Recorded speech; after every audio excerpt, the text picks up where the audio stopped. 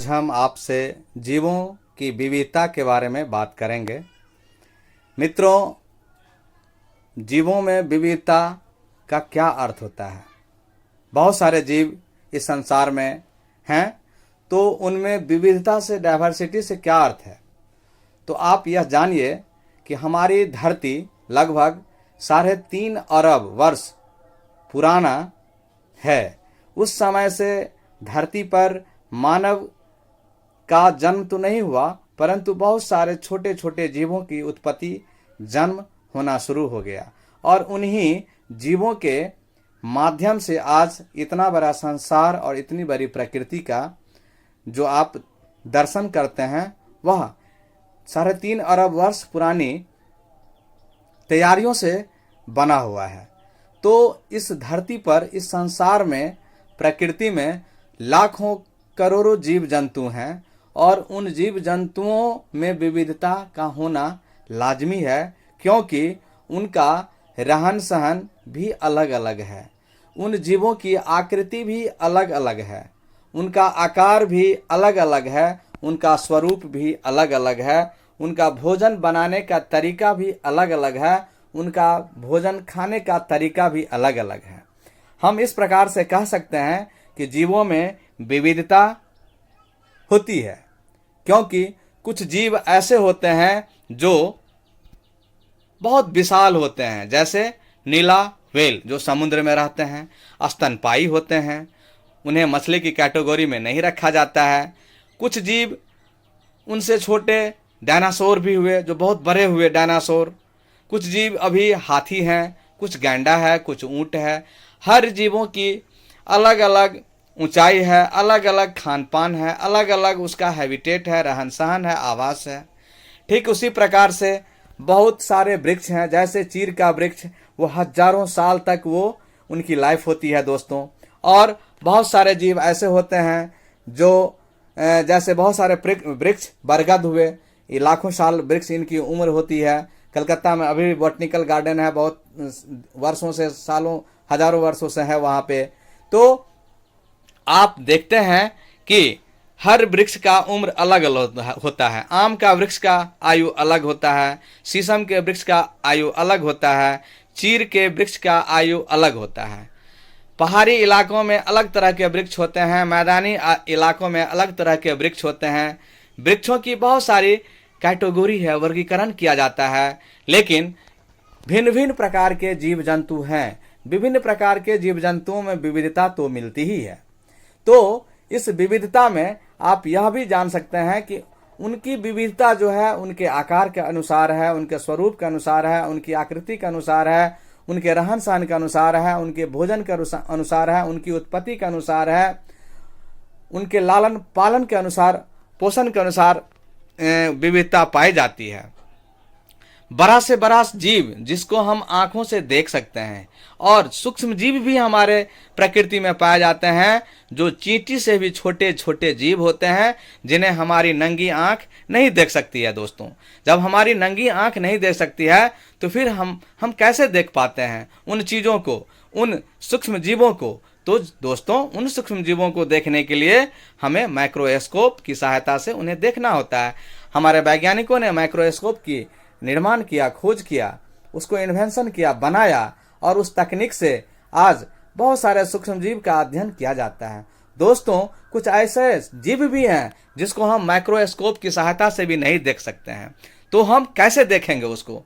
तो उसको देखने के लिए भी हमारे वैज्ञानिक ने इलेक्ट्रॉन माइक्रोस्कोपी की व्यवस्था की है, उनकी खोज की है, उनका इन्वेंशन किया है।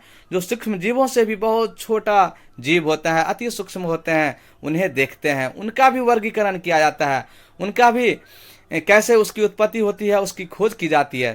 तभी जाकर के आज हमारा वैज्ञानिक, आज हमारा हॉस्पिटल सिस्टम इतना डेवलप हो पाया है कि हम हमारे शरीर के यूरिन टेस्ट से, स्टूल टेस्ट से, ब्लड टेस्ट से ही सारे रोगों का खोज कर लेता है कि आपके शरीर में कौन सी रोग उथल पुथल मचा रही है, कौन सा बीमारी आपको हो गया है, उसके लिए कौन सी दवा का ज़रूरत है, कौन सा डॉक्टर मेडिसिन दे आपको कि आपको उस रोग का इलाज हो पाए। यानी कि जीवों की विविधता तो जो है वह पूरे संसार में अलग अलग तरीकों से है, भिन्न भिन्न है हमारा जीव जंतु, हमारा पशु पक्षी का जो ये साम्राज्य है वह अलग अलग है, और अलग अलग होने के कारण ही हम इसे जीवों की विविधता समझते हैं। दोस्तों,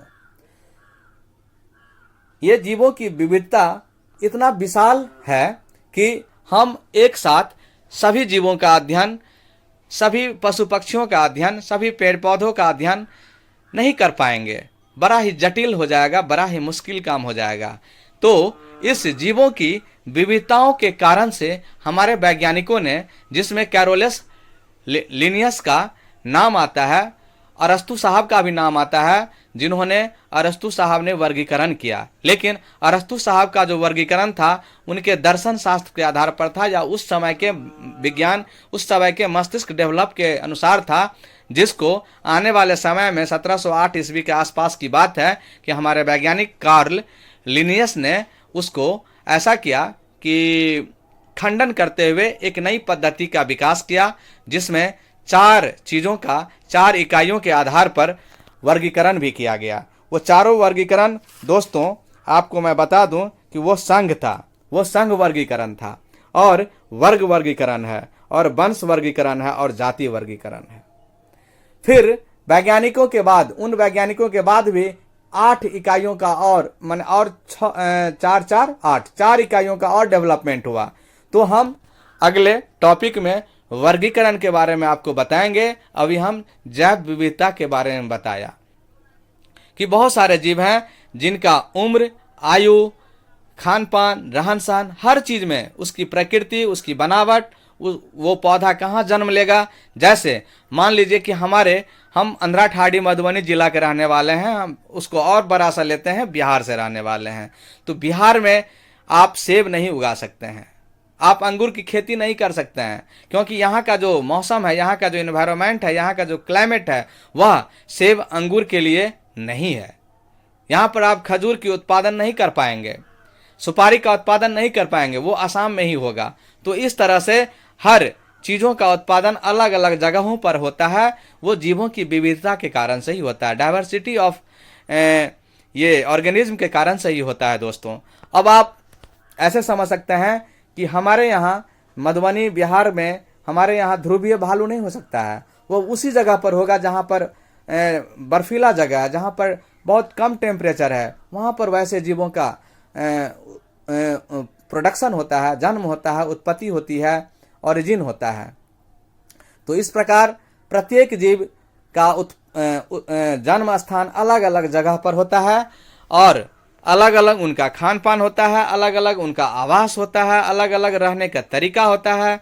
कुछ शाकाहारी भी होते हैं, कुछ मांसाहारी भी होते हैं, कुछ सर्वभक्षी भी होते हैं।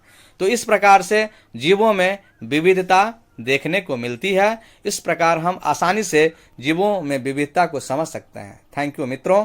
अगर यह मेरा वीडियो पसंद आया तो इसी तरह से मुझे प्यार और सम्मान दीजिए। Thank you.